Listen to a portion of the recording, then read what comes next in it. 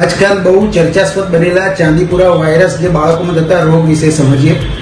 ચાંદીપુરા વાયરસનો સૌપ્રથમ કેસ 1965માં મહારાષ્ટ્રના ચાંદીપુરા ગામમાં નોંધાયો હતો। તેથી આ વાયરસનું નામ ચાંદીપુરા વાયરસ પડ્યું છે।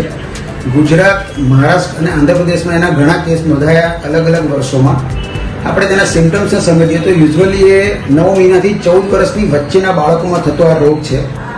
બાળકને પ્રથમ દિવસે હાઈ ગ્રેડ ફીવર એટલે કે સખત તાવ 101, 102 કે 103 સુધી આવી શકે। બીજા દિવસે બાળકને ખેંચના લક્ષણ દેખાય છે કે જેમાં આખા શરીર પર ખેંચ આવી શકે। ત્રીજા દિવસે બાળક કોમામાં જઈ શકે અને કોમાટોસ થઈ શકે ને જેમાં એને વેન્ટિલેટર પર પણ મૂકવું પડી શકે છે।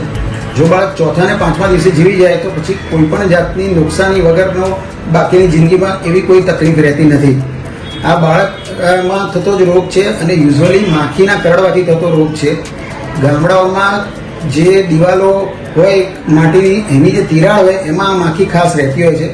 યુઝ્યુઅલી એને અટકાવવા માટે આપણે માખીના ઉપદ્રવને અટકાવવું પડે, જેથી જંતુનાશક દવાનો છંટકાવ કરવો જોઈએ અને માખીને અટકાવવાના તમામ ઉપાય કરવા જોઈએ। મેઇનલી એની ટ્રીટમેન્ટમાં આપણે જોઈએ તો સૌપ્રથમ પહેલા દિવસે તાવ હોય તો પેરાસિટામોલની દવા આપવામાં આવે છે। 11-12 વર્ષથી મોટા ઉંમરમાં ક્યારેક ભારે તાવ માટે ડાયક્લોફેનેક નામની દવા પણ આપવામાં આવે છે।